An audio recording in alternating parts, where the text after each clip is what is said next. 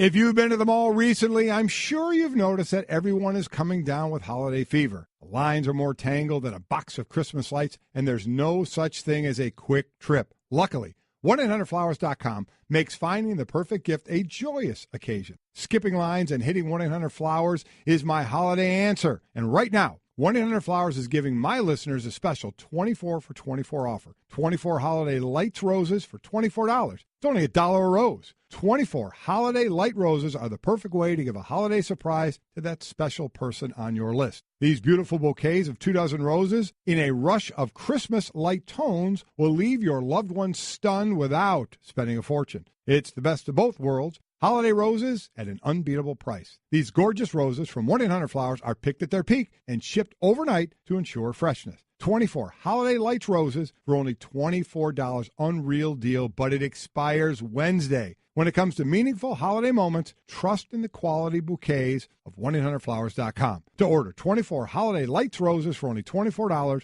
go to 1-800-Flowers.com/Wingo. That's 1-800-Flowers.com/Wingo. Hurry, though. Offer ends Wednesday, so get yours now.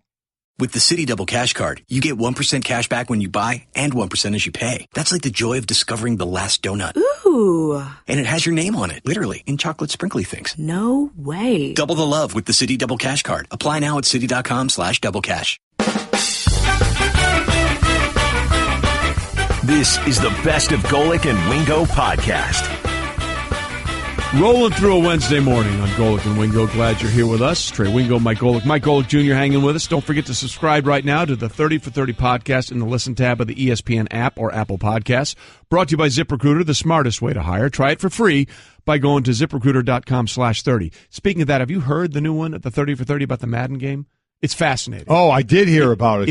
It is an unbelievable listen. And one of the things they say in that thing is so true. 100 years from now, people will think John Madden invented football. Oh, absolutely, without question. I mean, they will think of him as, well, he must have invented everything because everything in the game is now on the field. It is incredible. That is a great 30 for 30. I'm with you. Frames of reference like that are always interesting. Like, there's going to be people that think Ice Cube's the guy from Ride Along. Yeah.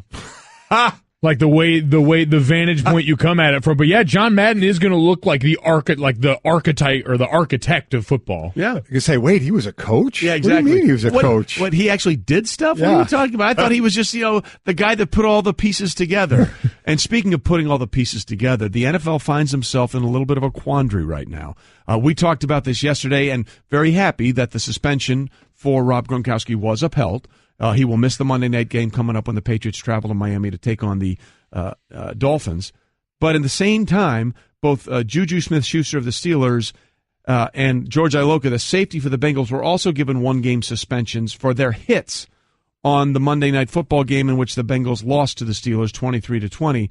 And we sort of find ourselves, Mike, in this weird area now where what's something that Gronk did, which was, look, I get it. We like Gronk. He's a fun-loving guy, all that kind of stuff. He has no resume of any of this stuff, but it was an egregious, after the play, had nothing to do with football hit, and he gets the same penalty as a guy like JuJu Smith-Schuster or George Iloka, who, whether you like it or not, was in the context of a play in a bang-bang situation. Those things, to me, are completely separate. Well, they are completely separate. So let's break this down a little bit.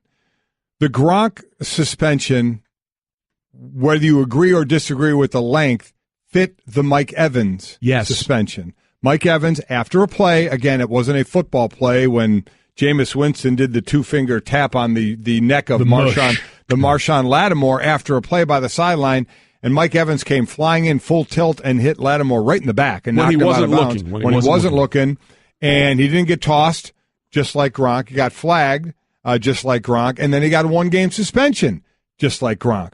So those were comparable. So in all honesty, had they given Gronk a 3-game suspension, he just would have said, well, wait a minute. Right. Look what Mike Evans did if you want to compare, and he got a 1-game. So now we go to Iloka and we go to Smith, who did basically the same stuff during a play on a field and got suspended for 1 game each. So that seems fair.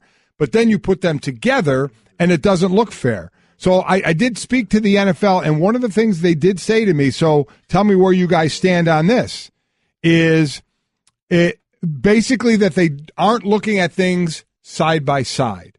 So there's a whole list of things, as far as games and stuff that I could go through. But that seems to be the position is they don't seem to look at things side by side. And is that the issue? Because Evans and Gronk, equal and understandable. Evans got one, Gronk got one. I can absolutely see that.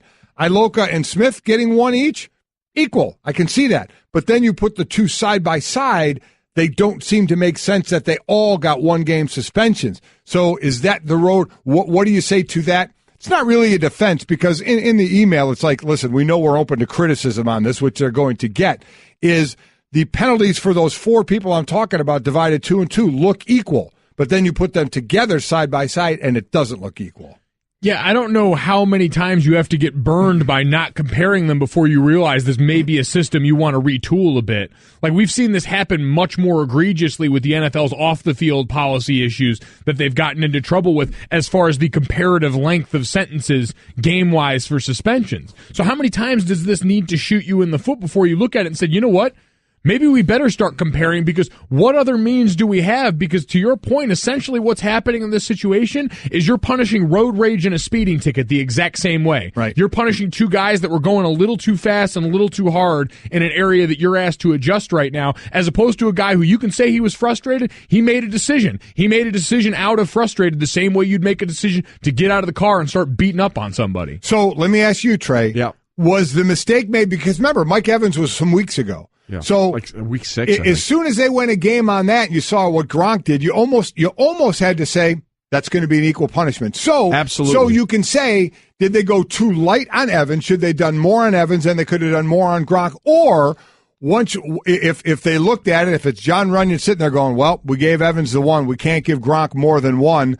Then should the thought have been, well, now maybe with Iloka and Smith, we should just fine them and not suspend them. Because as is also put in this, and it's very true, you can't suspend for a quarter or a half or 3/4 of a game. So should they have not suspended those guys and just said, we're just going to fine you because we don't think it shouldn't be considered as egregious as what Evans and Gronk did. Yeah, to the point about a half or missing plays, you're not going to have the Bengals go out their next game and hold the George Iloka jersey out there like the Oklahoma. This isn't college. You're missing one series. That's not happening. Right. Look, you're right, and it's the inconsistency which has gone back to, as Junior pointed out, to with the domestic violence situations. It's 6 games, unless it is or it isn't, depending on mitigating circumstances that could make it more or less, which was the problem when you had with the Ray Rice situation and also Adrian Peterson going back there. But that is the bigger problem here, is that I feel like in many ways the NFL is reactionary instead of dealing. They gauge the temperature of the room sometimes in making these decisions instead of saying, this is what we believe. Here is the line that was crossed, and if you cross this line, this is a penalty. I mean, to me, and as a former player, both of you guys, anything that takes away or happens away from the actual play is much more egregious because that has something to do with the whistle is stopped, everything is done here, and you know what? I'm ticked off, so I'm going to go ahead and get out my frustration one way or the other. Whereas the Iloka play or the JuJu Smith-Schuster play, it's instantaneous. It happens right away. And I was listening to you, Golic, on the way in here, Junior, about, everybody's trying to adjust to the new reality. And in fact, JuJu Smith-Schuster probably isn't even aware, sometimes you wonder, that it used to be those peel-back blocks were part of the game. They have come back completely and said, we don't want those things anymore. Part of the game now. And it's also an adjustment to the strike zone. If your guy goes lower, whether or not you were planning to target him in the chest and the shoulder and he goes lower, you're kind of screwed there, right? To me, it's like apples and oranges. And we find that the only thing consistent with the NFL sometimes in giving out these penalties is the inconsistency, and that's what drives people crazy. Well, what's the answer then? I mean, how, do you put a number on non-play an egregious thing that happens outside a play of football? I think so. Listen, if you're going to get, and this is the lot the NFL's already dealt itself in life, is we're assigning game numbers to punishments for things. Right. We are in the business of that at this point. So now you've got to operate within that. And you know this, you guys both know this, at the beginning of every season, what's the NFL do? The rules committee puts out a video and it shows the players, these are the things we're going to emphasize this year. We've instructed our officials to emphasize these particular calls. These are the things as a league we're going to try to really harp on, and they send those out. So you know that you've got things that you look at as more important to you agenda-wise than others. Why can't you be as dedicated to this process of punishment and look at it before and say, okay, we've got a very clear line of things that happen before and after the play, things that happen off the field that are much more serious. Why don't we create more defined tiers for these things so we don't keep getting ourselves in trouble? If they're important enough to you to show out and put out to the players and say, we want you guys to be aware and abide by these things, why isn't it going to be important enough to you to create a system that makes you look like you're at least strong leadership-wise? We've seen enough of these situations with the Giants and everything else that came out. When you look wishy-washy in situations where decisiveness would at least be rewarded, I think, with a little bit more of the benefit of the doubt than you're getting now. So I guess that's a question, Trey. Can you do that? Can you go to the teams before, show the film that listen, this was going on forever. We used to meet all the time before the season. Here's the film, here's the new rules, here's what we're trying to get rid of, here's what we don't want. Do you show that and say any non-play action that we deem suspendable is 3 games? I mean, is that where can we define that and do that? Because listen, there are those that are saying the Gronk thing was different than the Evans thing because the Gronk guy got injured. Well, now that's creating causation. That's exactly right. We can't do that. You can't say just as easily Marshawn Lattimore got hit blindsided from a guy running full speed at him. You know why he didn't get hurt? Because he was lucky. Right. He didn't get hurt. So you can't sit there and say what caused it. So we're going to suspend more. Evans' actions and Gronk's actions were the same from an intent standpoint. So that becomes a question because we're all yelling about it. Lewis, Riddick, Hasselbeck, we all know it's wrong. So I always like to say, okay, if we think it's wrong, what can make it right? Because I've already said about that policy for domestic violence, they blew it by saying 6, but it can be less, or you can be more always, right? But it can be less. So all of a sudden, every instance that came out, it was less until Zeke Elliott. So maybe that is maybe they have to start putting games to things so players know. Well, to me, yes, I would like to see a situation where anything that takes away from outside the action of the actual play. That should be more egregious. As former players, you guys know where that line is, right? Oh, definitely. You guys all understand the difference between, hey man, it was a hit that he didn't intend to do. It just sort of happened that way, or it was an instinctual reaction, as opposed to the play is over. That guy ticked me off. I'm gonna go get some of him. Those are two different things. Would you guys, as former players, be all right with? That's minimum 3, and you may be able to appeal it down to 2, but that should be definitely more than something that happens within the confines of a play. So would that mean that Crabtree? Are we talking about that? Yeah, that's Crabtree. They came in there with a premeditated idea. So after a play, he taped the chain to his body because he knew what was coming. See, and if you know that going in, you respond accordingly as a player, right? You like to know the rules, right? I agree with what you guys are saying, but then I guess because you have to look at both sides when you're going to make a rule. There are always things that seem more egregious than others, right? Right. I mean, if Gronk didn't fly into the back of his head, if Evans just went in and grabbed him and threw him on the ground, which still would have got a penalty and still would have been bad, but wasn't as egregious as running full speed and hitting someone in the back, is it still 3 games? Do you just say this is what it's going to be no matter what you do, just so players know that? I guess there's something to that. If you know it as a player, that's what we were, Mike. We knew. You guys are creatures of habit. If you do this and you get flagged for this and it's after a play and it's wrong, then you're going to get hit with X amount of games. And if you really want room for nuance, create a range, but define that range. Don't say 6 games, fine print. Say between 3 and 5 games, between 2 and 3 games, and make it clear. Okay, we get it. It's difficult, and there's a lot of circumstances going on there, but I think people want clarity. Yeah. I think people want clarity about what this means and what that means, and it feels like with what happened this week, it was reactionary, and there wasn't a lot of clarity to the message the NFL was trying to send. Golic and Wingo, the podcast. Trey Wingo and Mike Golic Sr. ESPN Monday Night Football analyst Jon Gruden now joins us, hopefully to not talk about cauterizing deer leg wounds on the Shell Pennzoil Performance line, taking synthetic motor oil performance to a whole new level. Make the switch to Pennzoil today. Jon, save us from ourselves. First and foremost, you were front and center for the Monday night game that you didn't like. You were uncomfortable with what you were seeing on the field in terms of the hits and the things that were happening. What about the way that game played out upset you the most? Well, good morning, guys. Good morning, John. That's a harsh question in the morning here to answer right away. But, Trey, the emotions in that game were running very high to start. We knew that. It's a natural rivalry. there's a lot at stake.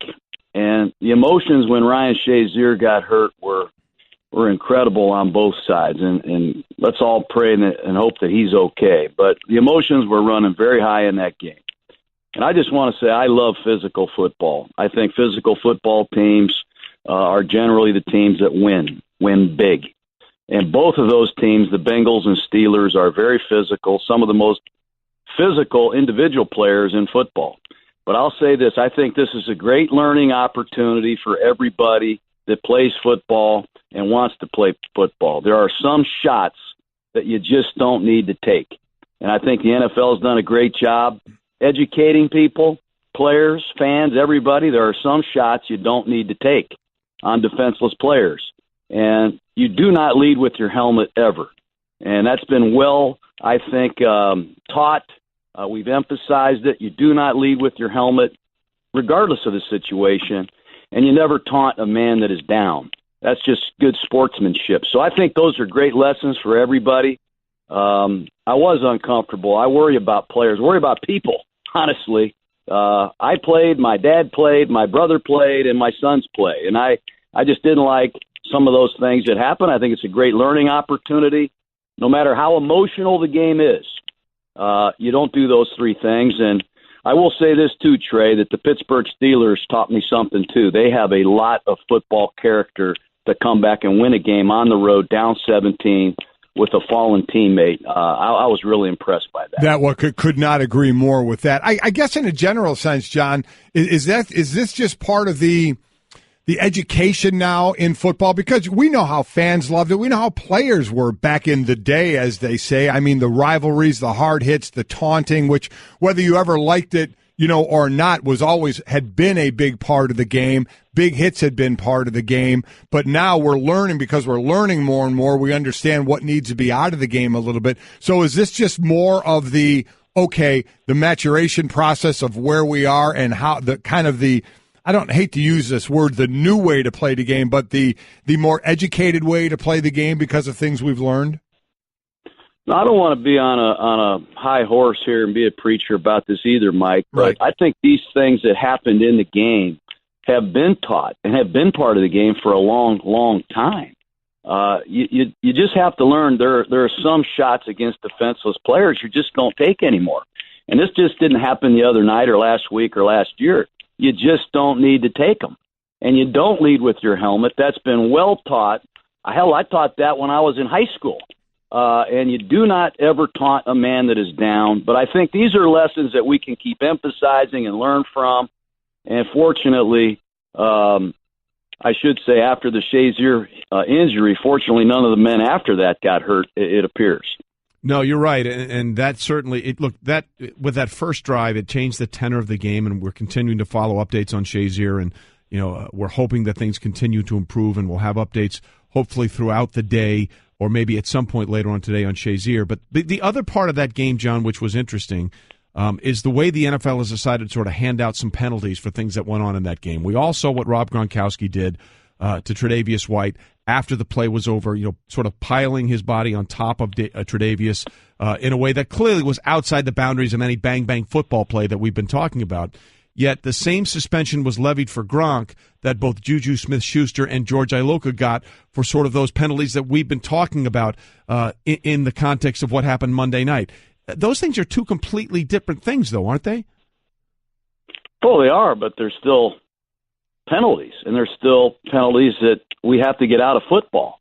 And you hate to lump every incident in a group, but, John Runyon, Derek Brooks, Troy Vincent, the league office, they have to discipline players, whether it be a fine or a suspension, and they're going to be obviously scrutinized, whatever their opinion ends up being. But I think all those infractions were worthy of a fine, and if they deem it a suspension, then they deem it a suspension. But I think it's great to put all those plays you're talking about on a training reel and make sure that every level of football is clear and concise in their understanding that that's got no place in football, and I think all those players eventually will agree. Yeah, I think, and that's one thing over time players learn, no matter the sport. If you change something in a sport, players learn to adapt to those things, and you certainly hope that happens here as well. All right, let's go on the field. In another general sense, taking kind of the Giants situation out of it with Eli Manning and where you are as a team and who you're going to play,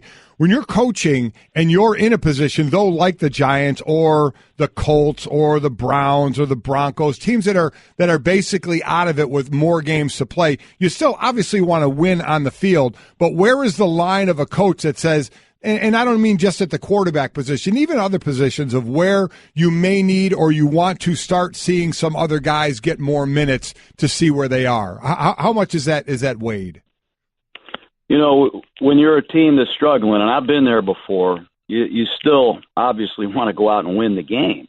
You have a lot of players, you have a lot of people in the organization that are depending on you winning. And you don't have a number of players on your roster like you do in college. It's not like you can start peeling redshirt years off of guys and use them. You know, you've only got 53 men, and you only have so many roster moves that you can make. And you have a number of players that are hurt and aren't practicing, so you really are limited with the amount of guys you can look at. I mean, a lot of these teams only keep 8 or 9 offensive linemen. You only keep 5 receivers. You only keep 4 running backs. So it's not like you have a lot of different players to choose from, but there are opportunities down the stretch to take a good look at some players that perhaps have earned the right to play, and given your circumstances, we should play them to see what we have, because we got to get our ducks in a row for the upcoming season. Well, look, people are now trying, John, to get their ducks in a row for the playoffs as Monday Night Football analyst Jon Gruden joins us. Next Monday night, New England will play in Miami. We got 4 teams right now, John, that are 10-2, the Vikings, Steelers, Eagles, and Patriots. Which of these 4 teams do you think has separated themselves or has the likelihood to separate themselves from all the others? Well, I like the 4 teams you just mentioned. Having watching New England here today, they've really improved on defense. Tom Brady's still at the top of his game, and they have 3 running backs that are jokers. They can line them up anywhere on the football field and hurt you. The Pittsburgh Steelers proved a lot to me. Now, it'll be interesting to see what the future holds with Ryan Shazier. Number 1, we hope he's well, but number 2, he's not a good player. He's a great player for this team. And in the NFC, what can you say about the battles that are lining up over there? The Philadelphia Eagles lost a tough one on the road. I think that'll get their attention. But to answer your question in a long roundabout way, I like the Pittsburgh Steelers. I really do. Hey, John, it's a 4-hour show. You can take as long as you want to answer those questions. All right, we are all good with that. Along those lines, John, how do you handicap at this point the AFC West? You have a surging team in the Chargers, a falling team in Kansas City, an inconsistent team with the Raiders. So if you're a coach of those teams, how do you play it from now going forward as they all sit there deadlocked? Well, if we walked into the team meeting the first day of training camp and I said, men, we're going to be in first place, tied for first place on December 1st to start the final 4 games of the week, I think everybody on the team would sign up for that. And all of these teams have had peaks and valleys. I mean, everybody thought the Raiders were going to be a great football team from the very beginning.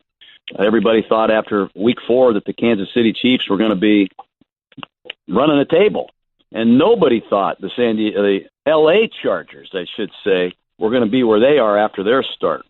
So I think it's going to be exciting. This is a traditional division. These are common rivalries that have been in place for years and years. This is a division that I came from. Chiefs Raiders in Kansas City with first place on the line.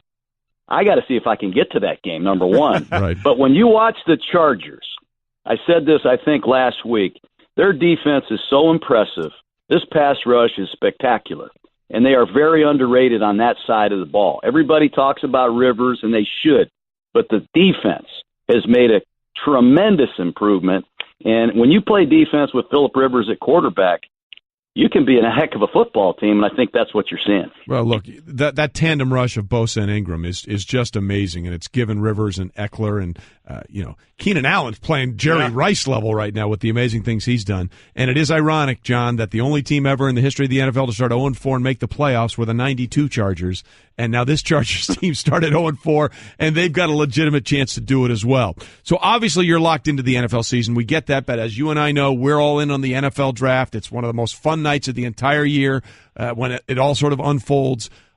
Baker Mayfield's probably going to win the Heisman this weekend. The odds are very strong. He hadn't been talked about a lot in terms of the draft and potential in the NFL along the same lines as Darnold or the Joshes, Allen and Rosen, or even Mason Rudolph. How much have you seen of Baker, and what do you think about him transitioning to the NFL? I haven't seen enough of him to really have a convincing opinion yet. But I will say I saw him against Ohio State. I did see him play against TCU. I've seen him play over the years a little bit here and there because they're in prime time a lot. I just love the makeup of this kid. I think there's a competitive drive in him that's going to separate him.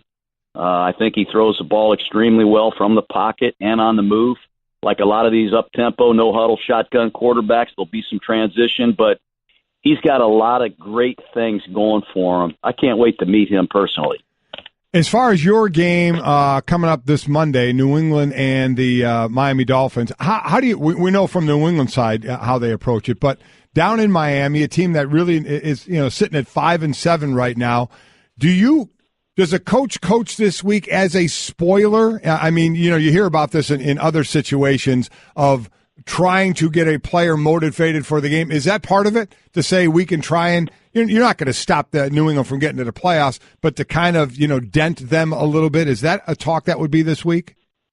Yeah, I'm sure it is. And I don't think if you're a Miami Dolphin, you should have any problem getting up for the New England Patriots. I mean, when you see them come out of your tunnel in your stadium, if the juices don't get going, then something's wrong with you.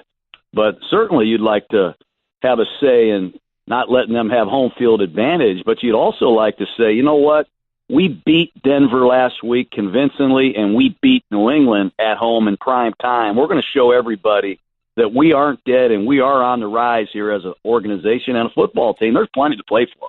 And probably the most important question, Doug Marrone recently said his go-to post-game meal is a bologna and cheese sandwich that he loves to eat after the game just by himself. Did you have a post-game meal that when you were coaching? I like that. But what do you say, a bologna sandwich? Bologna and cheese. Yeah, bologna and cheese. Yeah, he must be hard to work for, Marrone. Let's just all agree on that. He must have no friends on the staff. If we won a game, I was out having a good time. Believe me, I ate very well after victories. There you go. But did you eat anything after a loss? No. Yeah. Matter of fact, I went right back to the office. My wife wanted no part of me after a loss. Probably smart. Well, John, you're always welcome on this show, no matter wins or losses, and we look forward to hearing the call next Monday night when the Patriots travel to Miami. Thanks for being with us. Hey, thanks for having me. Have a good one, guys. Golic and Wingo, the podcast. What a day, what a show, what a time. I tell you what, a great sports night last night. Yeah. No doubt about it. 1, 2, 3, 4.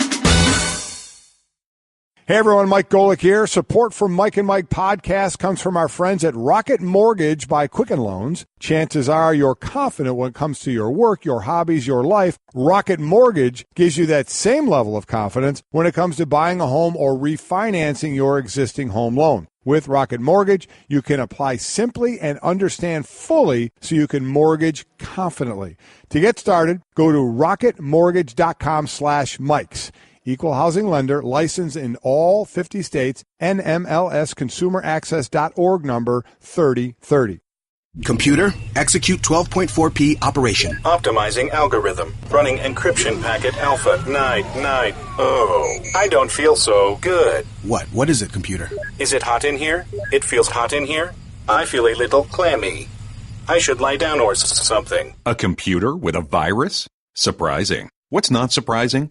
How much you could save by switching to Geico. Those oysters Rockefeller were a mistake. Geico. 15 minutes could save you 15% or more. My road dog, Hey. Herm Edwards, joins us in studio giving us the Straight Talk, brought to you by Straight Talk Wireless. Best phones, best networks, no contracts. Rhodey, first of all, I love you. I'm happy for you. Yeah. I'm excited for you. I remember a few years ago, you and I were playing golf somewhere, and you were like, I think I'm done with coaching. I'm happy here, blah, blah, blah, blah, blah. And then a week ago, you told me you felt like you needed to feel the grass under your feet one more time. What changed? What made you want to get back into it? Young people. I think what motivated me is the fact that the last 8 years in my coach team last year, the Under Armour game, there's a connection with me with young people. It's more than just football. It's developing young men. And I think, the first thing I always tell young people are, what are your dreams? What are your aspirations in life? I want to help you with that. And I think you can touch people. I'm a football guy. I've always done football. I mean, and when you get your feet on the grass, it's a wonderful feeling because you've done that. And you know this, Mike. Being in the huddle. Mm-hmm. I mean, you miss that. You miss the huddle.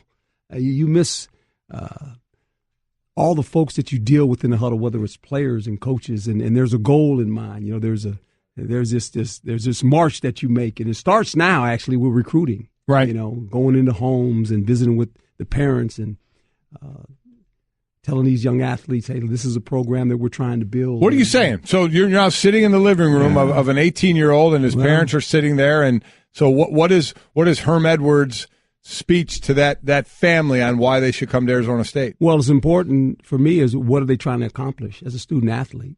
And all those things are in place. And whatever you are as an athlete, I will make sure that you live up to your potential as an athlete on the one side of it. And hopefully when you leave here, you will graduate. You will be a well-rounded man so you can face the things that are taking place in our world, And we're going to build a program where we understand that the winning is very important.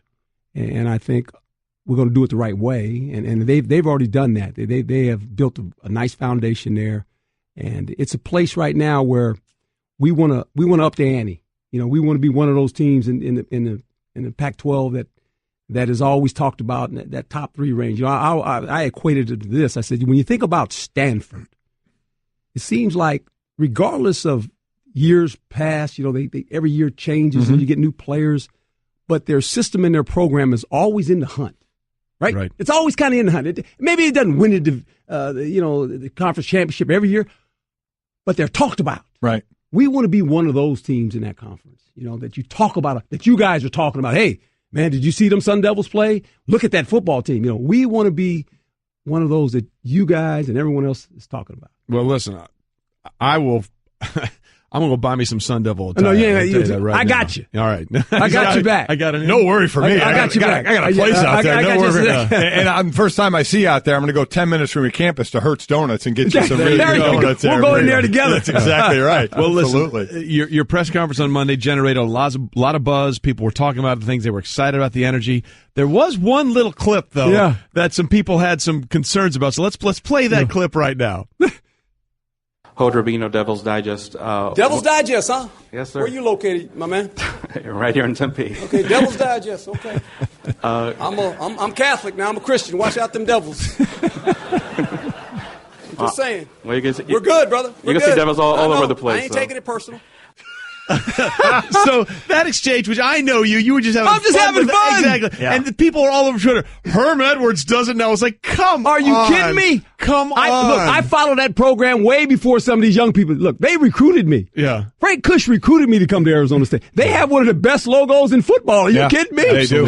So along those lines of what people were saying about that, and we know you were messing around with that, but there are those that are saying, okay, he has been talking about football. He works with the Under Armour kids, and he's here at ESPN, but he hasn't been on the field in 9 years. What is your response to those that are saying, is he out of date a little bit for this? Oh, I'm not out of date. If anything, I'm caught up. I mean, and that's what makes this job so relevant, is the fact that you sit here.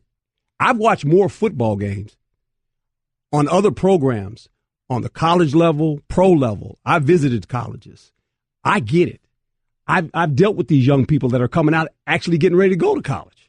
I've dealt with the 18, 19-year-old athlete that's about to commit to go to university for the last 8 years. So I'm not out of touch by any stretch of the imagination. It goes back to the old story. One of my mentors was Dick Vermeil.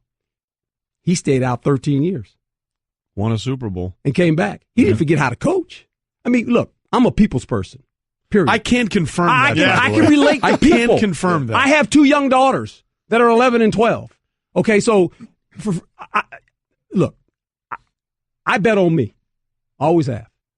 I'm betting that I can relate to these players. There's not going to be a problem with that. No, at all. Yeah. Look, you want to see what a people person is, go hang out with Herm in Monterey. you could be invisible. You could do whatever you want behind Herm Edwards because no one would pay attention to you. You could literally do anything you wanted.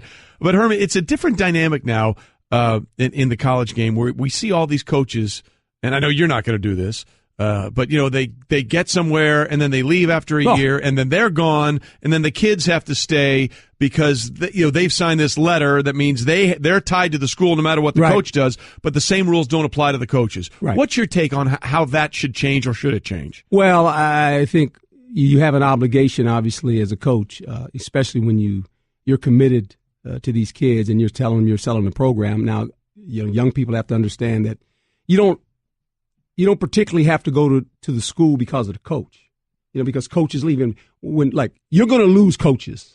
When the head coach leaves, obviously, that's a little bit shocking. The one thing they have to worry about me, I'm not going anywhere. This is my job as long as I can do it. I'm not going anywhere. I'm trying to continue to build on the program that's already been built here. It's going in the right direction. The lifeblood of football, period, is players. How do you draw players to come to this university? There are a lot of great things happening on this campus.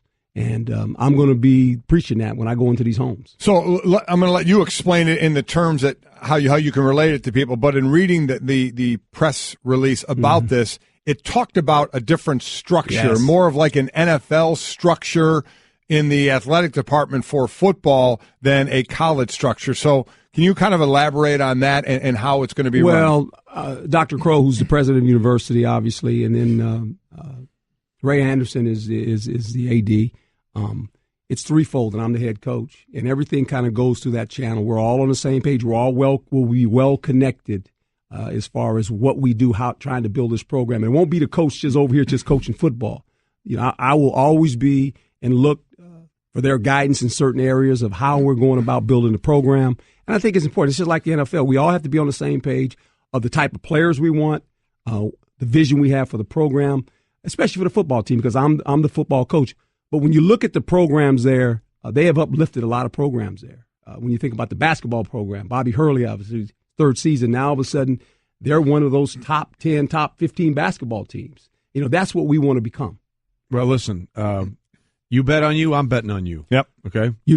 Trey, you know me. Whatever I got, I'm giving them. That's exactly right. Well, look, you're here after you took the job. Yes. I mean, you took the job and you're here for your one final week. You're filling a commitment here. So, I think that speaks volumes to what they're getting. And you're not going anywhere. We got another segment with you. Golic and Wingo, the podcast. It was all sort of one big giant Jell-O mold. Very interesting where that went.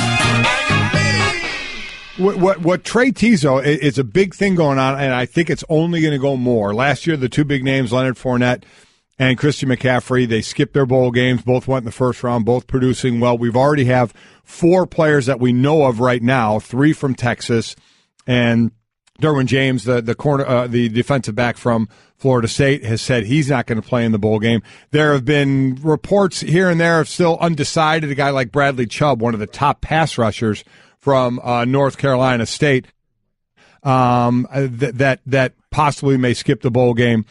What will you say to a player if at Arizona State he comes up and says, "Coach, thanks for everything, but I need to miss this bowl game. I need to get ready for the NFL"? I understand that. I do.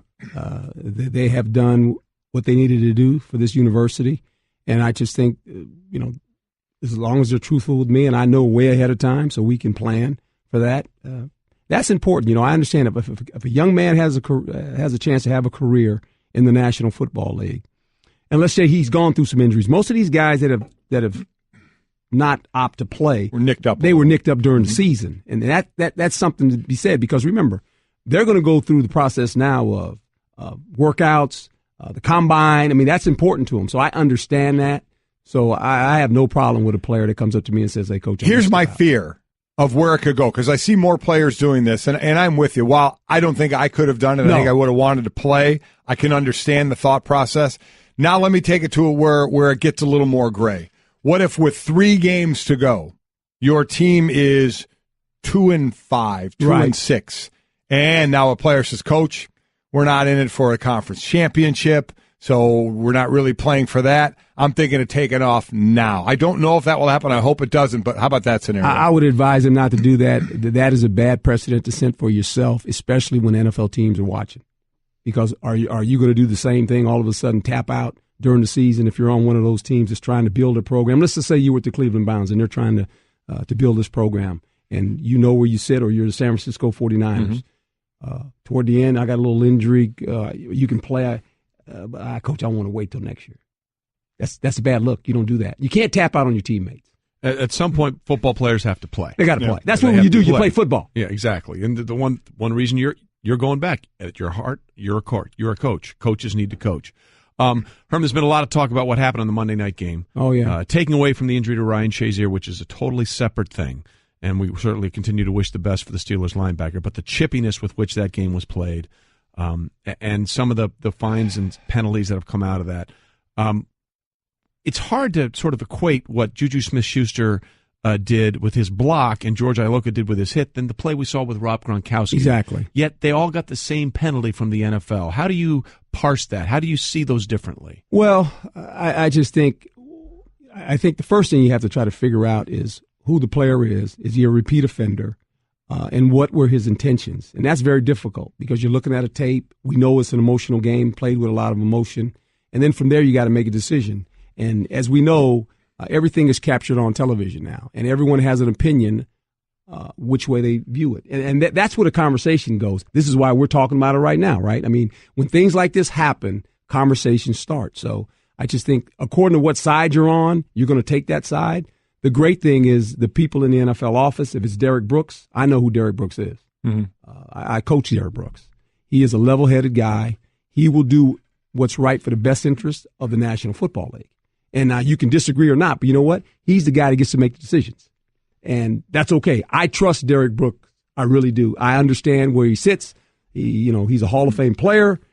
He gets it, and you leave it at that. And say, hey, you know what? When you put yourself out there for somebody to make a decision and you don't have the ability to do that, you got to live with the results. For players who have played a long time, and you play a long time to even get to the NFL and then play in the NFL for a number of years, you're kind of set in a certain way you play, and the game has kind of been set a certain way. And while we always talk about players adapt, is this a harder thing? I don't mean the cheap shot after a play. I mean the plays during the play. You know, the crackbacks that aren't really allowed now, and he just catches a little bit of the head, so now it's a flag. You know, Iloka trying to break up the pass, take it up, but now he's hitting too high. Is it hard for players to really get that out of their game? Well, for some guys that haven't transformed, in other words, that haven't been taught that now, it's starting to be taught at a younger age. Mm-hmm. So the next generation of players that obviously filter through college as well as pro football, they'll be well equipped to deal with this. Some of the other guys, very difficult because as you said, you start learn how to play football at a young age, and there's a certain way you've been taught, and we've all coached certain ways. Well, that has changed dramatically at all levels, which is good for the game because we talk about the protection of the athlete, which is the most important thing. And so I just think the next generation that comes along, it won't be so difficult for them. So is it hard to ask these guys to be changing what they're doing? Because your DNA, it's a reaction sport, and it's just I do what I do. It's like hey, me and my road dog, we play a lot of golf, right? We do. We're on the driving range, and we got this swing down. Oh man, it's really pretty. And you get on the first tee, it's like, who was the guy? What was that guy? Yeah, where did that come from? Right. So, and it's the same way to play football. We got majors football. in our bag on the range. Majors in our bag. There's no question about it. Muscle memory is going to be. That's exactly right. It's a hard thing to do, it's a hard thing to. It's a hard thing sometimes when you got it good, like you have it here, to realize maybe there's something else that you need to be doing. Well, there's a calling. It's a calling, Trey, and you know that, and Mike, you know that too, and you've seen me deal with these young guys. Yes, I have. That's my passion, man. When you can mold young guys, because I know what they're thinking. I was thinking those same thoughts when I was their age, and coaching is important. Coaching them in to be better men, better husbands, better citizens. That's part of the deal as well as winning. I see younger players kind of poo-poo the older generation. I see 5-star athletes at that underarm game hang on every word Herm has to say. I've done it for 9 years, and I'll do it again today on NFL Live. Thank you, guys. Thanks, Herm. Love you guys, man. Appreciate you. Golic and Wingo, the podcast. Let's not expect too much. There's only one person out there that's expecting way too much out of this guy too early. We know who that is. It's his father.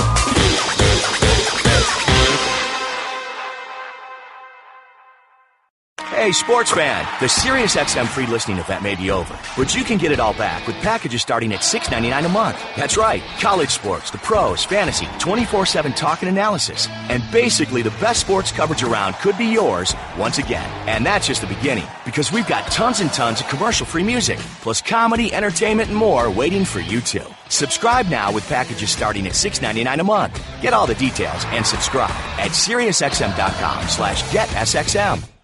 Lots to get into. Just had Herm Edwards on. Great to see him on for one last time here on Golic and Wingo. I'll be fortunate enough to work with him the next couple of days on NFL Live as he goes on and will hopefully do great things for Arizona State.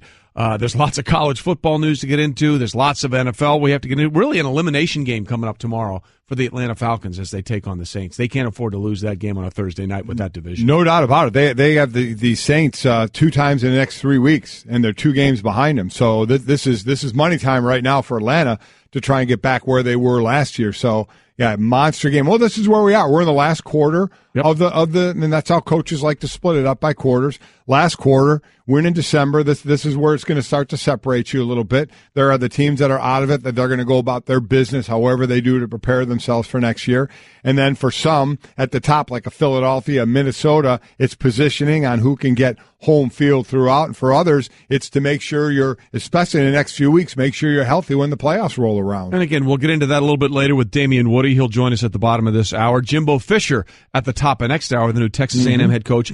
Lots to get into there about the transition for him from Florida State to Texas A&M, how it went down, and Derwin James, one of probably his best player at Florida State. So versatile. I think he's played literally every position on defense this year.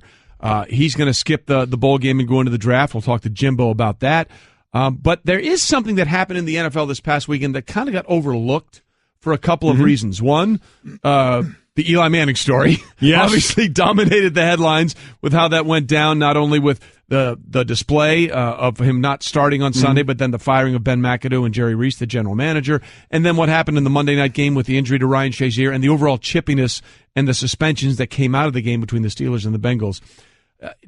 I don't know how much you saw of the Broncos game with the Dolphins, but the Broncos went down there and were embarrassed one more time. Their 8th straight loss. They were 3-1. And then they've lost 8 straight games. They hadn't lost that many since 1967 when they lost 9 in a row. So pre-AFL-NFL merger. So these are bad times for the Denver Broncos, just a year and a half removed from being Super Bowl champions. And they're going to miss the playoffs 2 straight years after winning that Super Bowl. But in that game that the Dolphins won handily 35-9, the Dolphins coach, Adam Gase, who at one point was on the Broncos staff, called for an onside kick with 10 minutes remaining, and they were leading 33-9. So it was an onside kick against the Broncos, and they recovered it, up 33-9 with 10:21 to left. And that caused a lot of eyebrow raising for some people in Denver. For example, Chris Harris, the outstanding cornerback for the Broncos, said about Gase, he's mad at somebody in this organization. It looked like he was trying to embarrass us, but I guess that's what happens. They haven't won too many games, a big game for them. Shaq Barrett, a linebacker, put it succinctly, I was pissed. And then Emmanuel Sanders said, Gase is a savage. He loves to win. He loves to embarrass you. That doesn't surprise you. Your thoughts on Gase going for the onside kick up 33-9? Well, the headline of this is Broncos take exception to Gase's onside kick. Barrett did. He said he was ticked off. Chris Harris said, he's mad at somebody. And then from Emmanuel Sanders to Demaryius Thomas to C.J. Anderson, none of them took exception to it. If you read their quotes, they were all like, that's Adam Gase. You know, as C.J. Anderson said, that's Goose. He sees blood in the water. He's just going to attack. They didn't take exception to it. They said, this is how he is. I don't have a problem with it. It's pro sports. Don't care. You know what I'm not doing if I'm on the Broncos?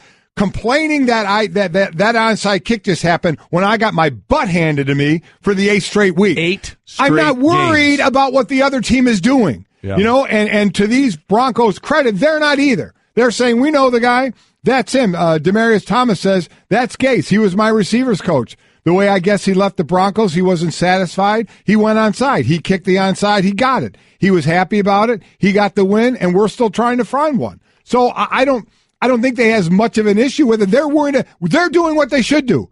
That's Gase. Blood in the water. Likes to do that. We need to worry about ourselves. And to me, that is exactly the point. You want to try and embarrass me? Okay, you've earned that right because you're kicking our butts all over the field. I'm not going to worry about that. Well, this sounds very similar to 2007 in completely different circumstances when, the Spygate year for the Patriots and Bill Belichick was like, really?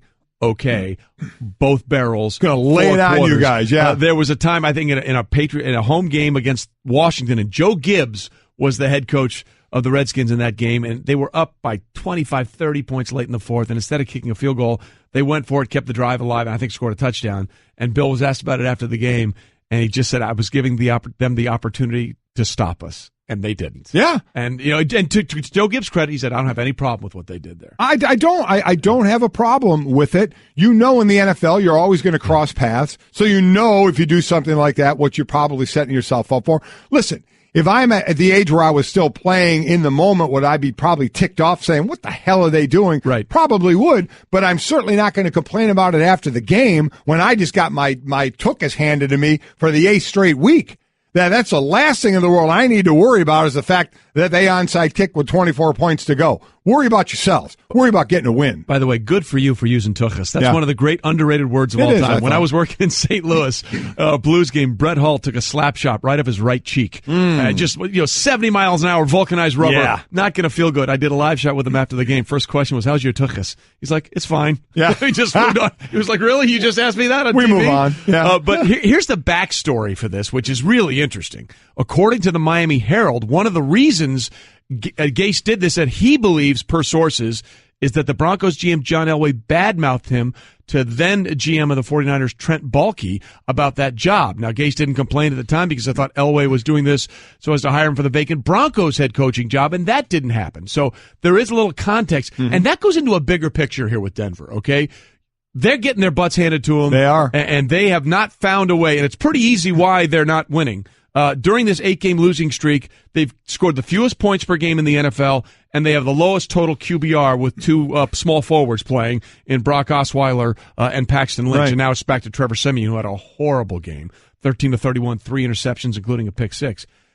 They have mismanaged the quarterback situation dramatically since Peyton Manning left. They found a way to hang on and win that Super Bowl 50 when Peyton came back and sort of rallied them with just enough through the divisional game against Pittsburgh when they were without both Le'Veon Bell and Antonio Brown, and got by the Patriots thanks to that incredible pass rush in the AFC Championship game. But in the 2 years since, the Broncos quarterback situation has been absolutely horrid. They tried to figure out a way with Osweiler and Mark Sanchez and Trevor Siemian. They drafted Paxton Lynch. Now, look, I'm not giving up on Paxton Lynch completely, but there's nothing that he's seen to give you the idea that, yeah, he can be that guy. And there's nothing historically about a 6'7" quarterback that makes you think, yeah, they can make it work. So how much of what's going on now with Denver and this horrible quarterback situation is really on the front office and John Elway? Well, listen, it all depends on how much they're involved in the decisions. And John Elway is one of the great quarterbacks ever played this game. You find it hard to believe that he's not involved in looking at especially the quarterback position for these teams. But that's what it comes down to. There are GMs and there are management that say my football people are dealing with this, whether it be the coach or somebody else along with the coach that's involved. But normally the GM is very involved in this, and you have to imagine John Elway is very involved in this, so he absolutely deserves some of the criticism for this, especially at the quarterback position. Listen, when they took Paxton Lynch, I said it at the time. I wouldn't have drafted Paxton Lynch in the first round, the third round, the fourth. I just didn't see the translation from the college game to the pro game. Now, we'll see. He's still got time. Yep. We'll see where it goes. I didn't see it at the time. You had a 7th rounder, beating out your first rounder. Trevor Siemian. So, and then you thought, okay, is Trevor going to be that guy who gets picked later in the draft that has that great career? And it doesn't seem to be working out that way. So that's an area that obviously they have to fix. Look, it's a problem that's also manifested itself in Miami. They've been shut out twice this year with two different quarterbacks starting. Once Matt Moore against the Ravens, and once Jay Cutler, who and they don't have their starter in Tannehill. Now, whether they want to continue on with him or not, they'll have the choice at the end of the season. So that's the situation with that sort of story from the Denver side. As for the Miami side, Tony Kornheiser on PTI had a very interesting thought process on what that means for Gase. There are things that brand someone. Let's go back to Greg Schiano at Tampa Bay. When the other team was taking a knee, and Schiano he sent people crashing through the line. That's right. And he looked like a college coach and not a pro coach. What does Gaze look like here? He's never gotten a head coaching job in the NFL again. Okay. I think this can come back to bite Gaze. This is... It's petty. Yes, it is. All right, that's Tony and Mike Woolman saying it's petty, and he thinks this will linger over Adam Gase going forward. Completely disagree. You know what lingers? Wins. Why is Schiano not the coach in Tampa Bay anymore?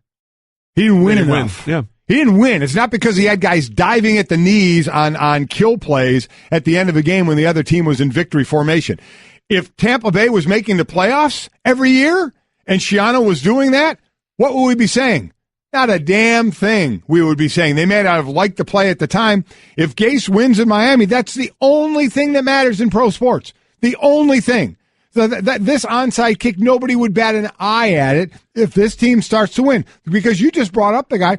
What did Belichick do that year? He blew everybody out. He ran up the score on everybody. But you know what? He's got hardware to back it all up. You may have had a problem with it, but nobody was saying this is going to define Belichick for his career. This is going to have him to have a tough time getting another coaching job. There'd already been other things that had defined him. Because it's exactly right. Yeah. But you know what? Because he won. So that's the point. Gase and Schiano, none of this would define them if they win.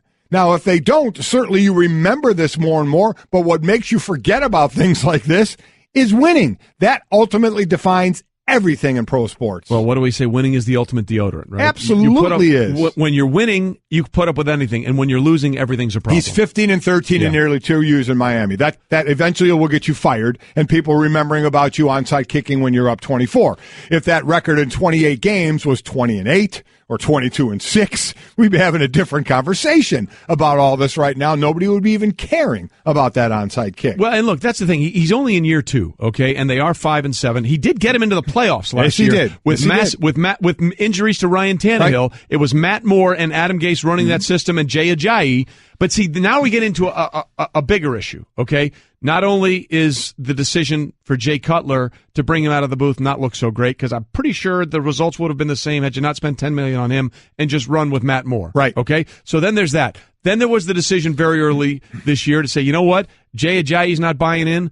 We're moving on. He's had some moments. He's had some moments in Philadelphia, but you took away an asset. Yes, you did. In Jay Ajayi. Mm-hmm. They can cut Tannehill, by the way. They only own about $4.6 million in dead money. So there's a lot of question marks now about not only the play calling, which is supposed to be Gase's, stroke of genius here, and that was his calling, and obviously he had the relationship that 1 year in Chicago. The quarterback whisperer. Right. Exactly. So now the bigger concerns are in terms of building an organization and building a foundation for success. Are those things sort of becoming? Will they be questioned a lot more if, say, they finish 5-11? Sure, they or will. 6-10. Now, how much do you go to say I didn't have my starting quarterback? That's a pass. I think you get a big pass for that. But then there is how long do you get a pass for? You have you signed a guy. Now he wasn't there to the richest defensive contract ever, and you're trying to build around that. And are they coming to the end of that? Yep. So he's going into his third year, and I. Listen, these used to all be 5-year deals, right? Right. And you used to get some time. You don't get time anymore. So you're coming into that third year, you got to get it done. And the first decision he's going to have to make is, what quarterback am I going to try and get it done with? Tannehill's coming back from injury. Am I sticking with him? Am I going in another direction? I have a feeling he's going to stay with Tannehill and try and get it done there. And then it's getting the weapons around Tannehill and fixing everything else. This is really, I think, close to a make or break year for him on which direction he's going to go. You mean 2018 or 2017? 2018. Yeah. Next year, not this year. Yeah, look, you mentioned 5 years. Was it Pat Shurmur didn't get a calendar year in Cleveland? He didn't even get 365 days. It's laughable now. You may sign a deal that long, but you don't get that long. Well, the great John McKay was once asked why he had a 5-year plan in Tampa. He says, I had a 5-year contract. That's exactly right. That's why. It's exactly right. That's why I had because that's the contract There I may had. be 5-year contracts, but there's not 5-year plans, and all that means is the coach gets to sit home and get paid for a couple of years while he's not coaching. Ben McAdoo didn't make it 2 through an organization that hadn't made a coaching change in season in over 40 years. These are indeed different times. All right, it's Golic and Wingo here on ESPN Radio and ESPN2. We'll get to Damian Woody. He'll join us here in 15 minutes. But it's time for the Straight Talk, brought to you by Straight Talk Wireless. Best phones, best networks, no contracts. And it can't get any straighter than this. Yeah. When the International Olympic Committee, who, by the way, has had its own share of questionable ethics over the years, but the one thing that they've been pretty solid on has been the idea of doping and not putting up with it anymore. Very stringent things going along with WADA, the World Anti-Doping Association.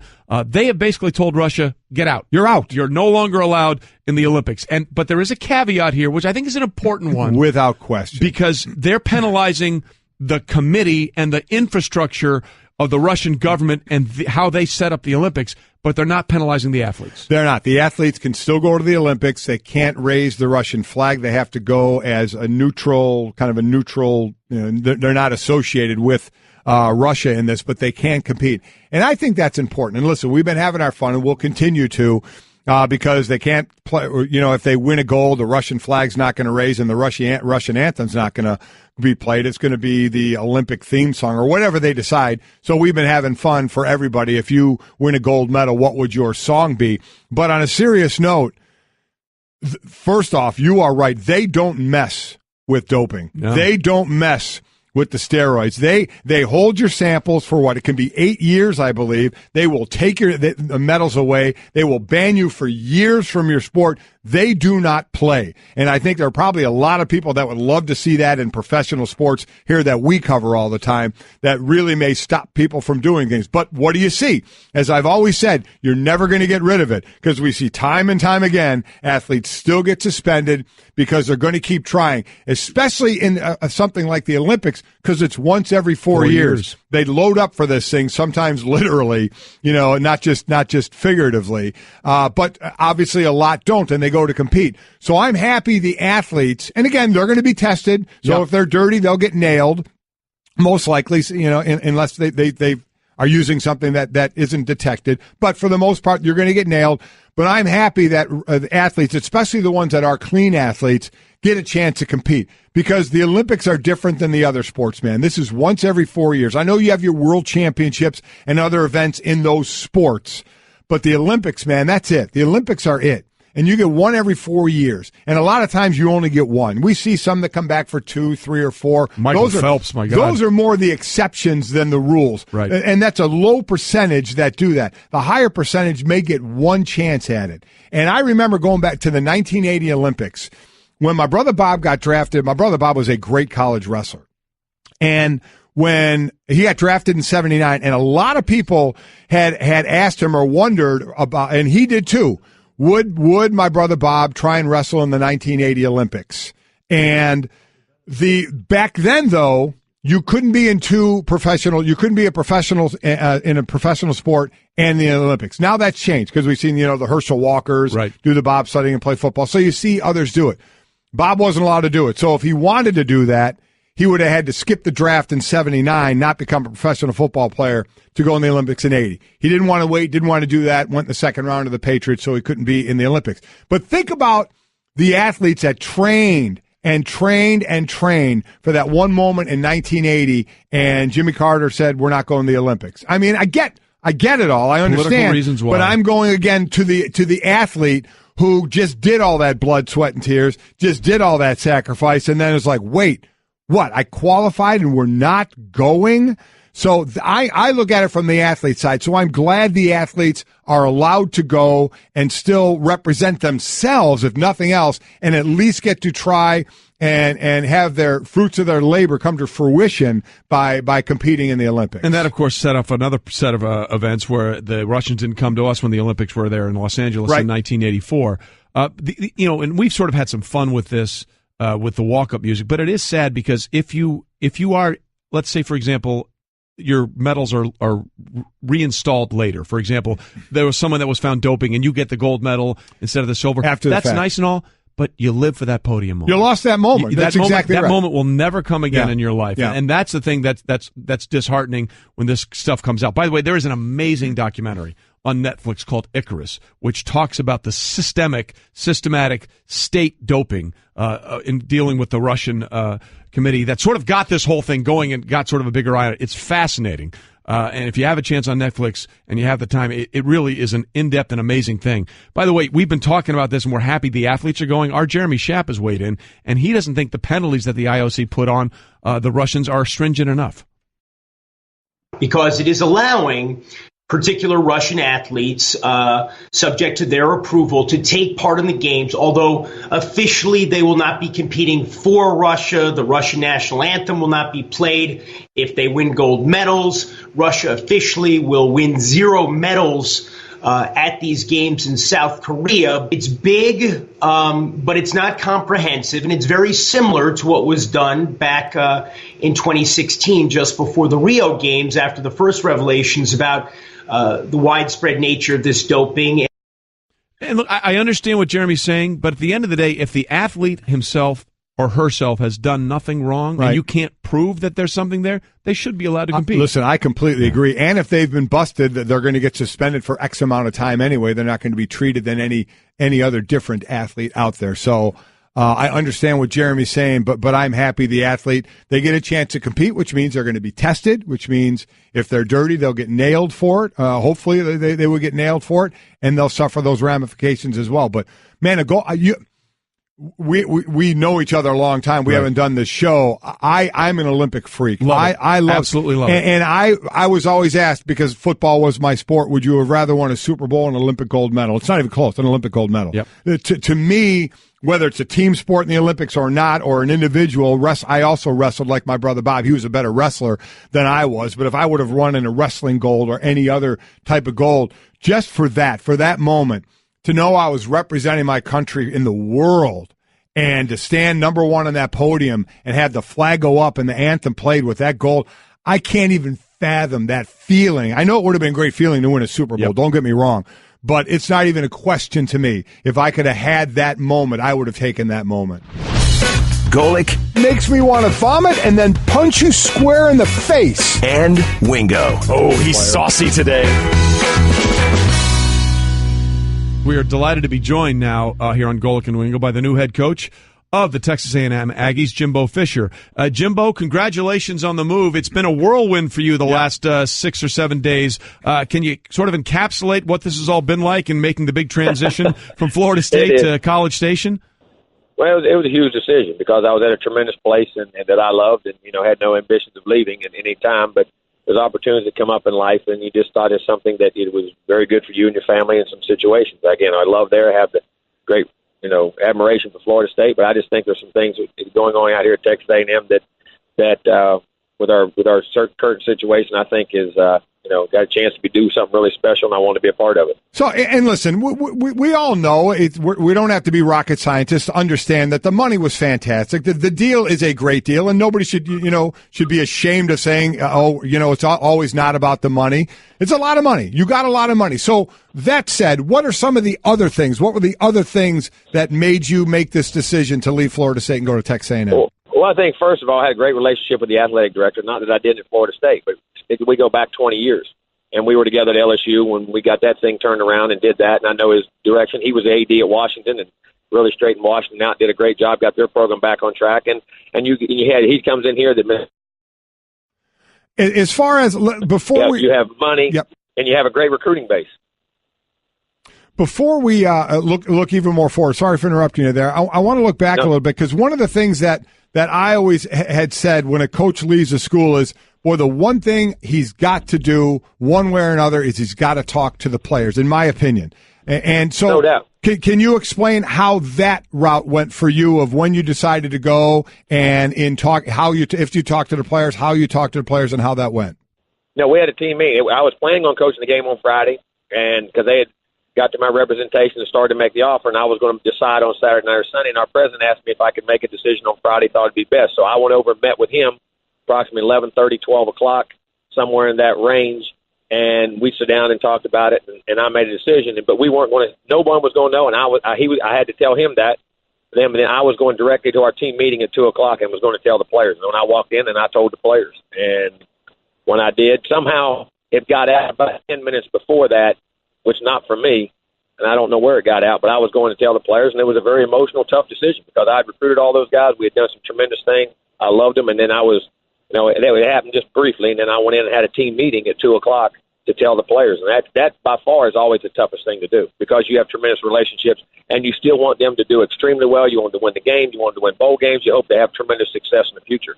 And that was it. So, that's how that whole thing transpired to come down. Yeah, Jimbo Fisher with us on Golic and Wingo. One of the reasons we asked that question, obviously, was the quarterback, DeAndre Francois, there put some tweets out that he was upset about that. Did you get a chance to talk to him specifically at all? I called DeAndre. He wasn't in the meeting. So you did call him and talk to him specifically? I did leave him a message out. He wasn't in there, I called him directly when I left out of the meeting about 35, 40 minutes later, and then tried to leave him a message. And DeAndre, because he was injured and he had some class nothing but there, he was not in that direct meeting because at that time he wasn't playing in the game. And that, he's a great kid, and he was down there probably rehabbing or doing some kind of academic because he did not know anything. So no one did. I didn't know I was going to do that day. We had no idea the president had called the meeting to do that, and that's what happened. And like I say, I've talked to all those players since and had tremendous tweets and texts with them and gotten along, and that's where that came from. And I'm sure a lot of players will wish you well and say thanks for the time there, but I'm sure you would also understand if there are players that are upset. Not only the fact that, you recruited them and then you left, but then they don't get a chance to do anything as well, just kind of the whole situation. So I'm sure you can understand that side of the coin as well. We do, but it's funny. I've got about 50 of them that, were very understood everything. And because kids today understand situations, they make very similar situations. Just, for instance, like Derwin is right now. He has to leave and go to the NFL and has to decide whether to play in a bowl game. And that guy right there is as great a competitor as you ever put on the field and as great a young man. And kids understand that. And, mostly I've talked to a lot of our players since then and text back and forth and, I had a good rapport with all that whole scenario. But, unfortunately, that's a part of this thing that's not always a fun thing. It's a great point you brought up, and I agree with you. I think kids today understand, these 18-year-olds, when you go in there. Totally different. Yeah, they understand. So from a coach's standpoint, when you go in a living room now, it used to be the sell was, I'm going to be there for your kid the whole time. Is that still a sell because it has changed a little bit, or is it a different conversation? Well, but see, people, when did guys never move? People have always moved. This has been part of coaching since the beginning of time. All your great coaches most of them have made decisions to move. And today I think it's much harder to stay for 40 years because of the pressures and the money and everything that goes with it. But at the same time, I had no ambitions of leaving there. I had no plans of leaving there. Sometimes just like here, I think this is a place you can stay at and be at forever. And the resources and the people and the commitment they have to being great, I think is tremendous. Not that you didn't have it at Florida State. They were too. It just, you have to make choices in life. But kids are honest. I'm planning on being here your whole time. And that's the truth. Well, look, A&M was hoping you're there for all 10 years. There's no question about that. They literally rolled out the maroon carpet for you when you landed in College Station. And, Jimbo, before you joined us, I was talking a little bit. I went to school in Texas down at Baylor when it was the old Southwest Conference. And, there's two things now that you're sort of dealing with, the competitiveness in the SEC, but there's also that in-state rivalry in Texas, which means so much to so many of those kids, whether it's Texas or Baylor or Houston or A&M. It is a real thing to try and out-Texas every other school in that state. There's no doubt. There's so many schools and so many great schools that are playing great football. And, and the high school football is tremendous. The High School Coaches Association down here is unbelievable. And what they do and how they prepare their players, and it is an unbelievably competitive world down there. There's no doubt. I don't know this. Have you met with the players yet there? And if you have, what did you say? Or so what was the first message that you had for them? That we expect to be great, and there's a way in which we're going to do things, and a way we're going to approach our business, a process to how we're going to do things, and we're going to be committed and be accountable and dependable in the things in which we do. And but they understand that, and they want to be great also. And then I'm in the recruiting trail. I'm letting the coaches that are here. They're going to coach the bowl game, and I'm going to stay out of that and let these guys finish their season, have a tremendous bowl game, and hopefully have a great win in Charlotte. Well, listen, number one thing that you feel like you need to do right out of the gate at Texas A&M to get this program going in the right direction is what, Jimbo? Well, I think, first of all, you got to connect with your players very quickly, and I think you got to reach out to the coaches and the Coaches Association and make yourself available throughout this state, that people know you and how you're going to run your program and get that relationship with the coaches and players, so they're the lifeline to your program.